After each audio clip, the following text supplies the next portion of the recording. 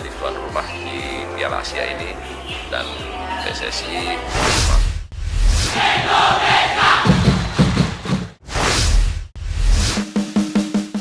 Catatan Sintayong jelang kualifikasi Piala Asia U20.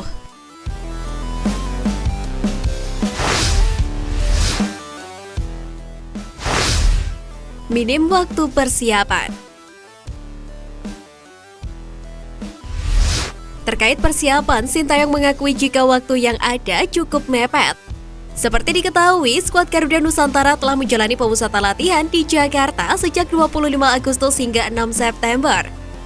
Selepas itu, Marcelino dan kawan-kawan menjalani TC di Surabaya sebagai venue pertandingan esok.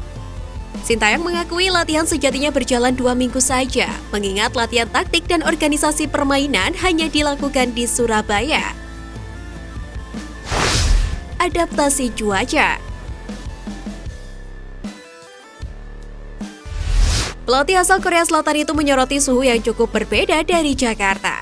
Hal ini membutuhkan adaptasi dari semua pemain karena turnamen yang akan mereka hadapi digelar di Stadion Gelora Bung Tomo, Surabaya.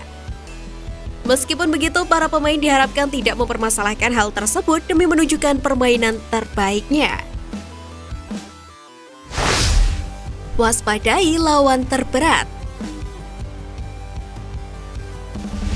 Terakhir, terkait lawan tangguh di babak penyisihan grup F, skuad Garuda di grup ini akan bersaing dengan Timor Leste, Hong Kong, dan Vietnam.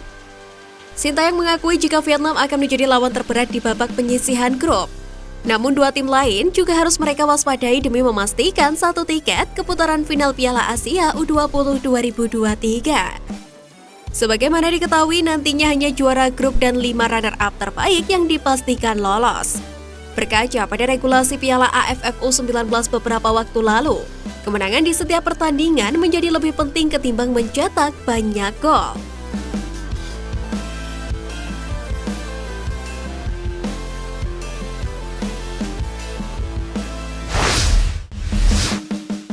Punggawa Timnas Indonesia yang ikuti jejak sang ayah.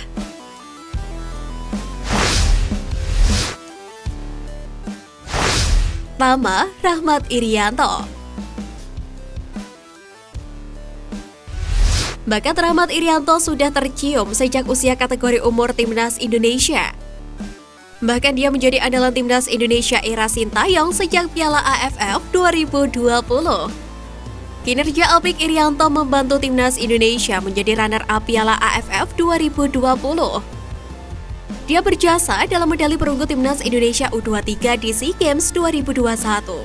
Irianto mengikuti jejak sang ayah, Bejo Sugiantoro. Bejo menjadi andalan skuad Garuda pada tahun 1997 hingga 2004. Bejo juga membantu Timnas Indonesia meraih medali perak di SEA Games pada tahun 1997 dan 1999. Kedua, Fendi Eko Utomo. Meskipun tak mendapatkan tempat di era kepelatihan Sintayong, namun Fendi Eko Utomo sudah mencatatkan 20 penampilan untuk Timnas Indonesia dengan koleksi 4 gol. Sebelum Fendi, sang ayah Yusuf juga pernah mengenakan seragam Timnas Indonesia. Yusuf Eko Dono membawa Timnas Indonesia meraih medali emas pada SEA Games 1991 di Manila. Ketiga, Arkan Kakaputra.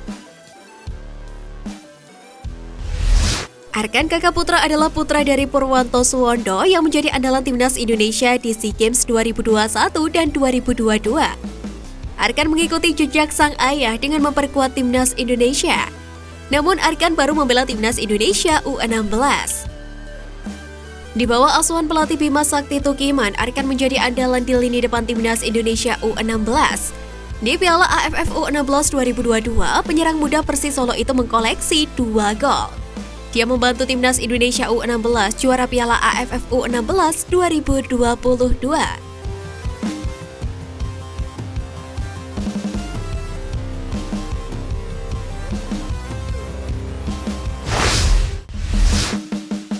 Jagokan Qatar jadi tuan rumah Piala Asia, media Vietnam sebut Indonesia tak berpeluang.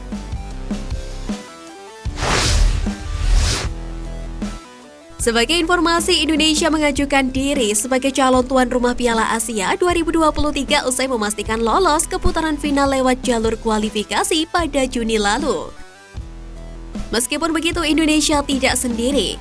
Korea Selatan, Qatar, dan Australia juga berminat untuk menggelar Piala Asia 2023. Namun kemudian Australia mundur pada awal September kemarin. Dengan kandidat yang tersisa, media Vietnam Soha.vn menilai Indonesia yang hanya bermodalkan tuan rumah Piala U20 2023 sebagai calon paling lemah dibandingkan dengan Korea Selatan dan Qatar. Di antara poin yang bisa menentukan terpilihnya Qatar dan Korsel dalam menjadi tuan rumah Piala Asia 2023 adalah dukungan pemerintah dan suara di AFC. Soha.vn menyebutkan pemerintah Korea mendukung pencalonan sebagai tuan rumah dengan membentuk kelompok kerja khusus Piala Asia 2023. Sementara itu, surat kabar Ashar Al-Awsat, Federasi Sepak Bola Negara-Negara Arab yang memiliki 27 suara di Dewan Eksekutif AFC akan mendukung Qatar. Meskipun begitu, semua keputusan ada di tangan AFC sebagai federasi tertinggi di Asia. Di lain sisi, pengecekan terhadap calon tuan rumah Piala Asia 2023 sudah dimulai dari Indonesia pada tanggal 1 hingga 4 September dengan memeriksa kondisi parkir, hotel, dan lalu lintas. Pada minggu ini pemeriksaan akan dilakukan di Korea dan Qatar. Selanjutnya AFC akan bertemu di Kuala Lumpur pada 17 Oktober mendatang guna memberikan suara dan membuat keputusan soal tuan rumah Piala Asia 2023.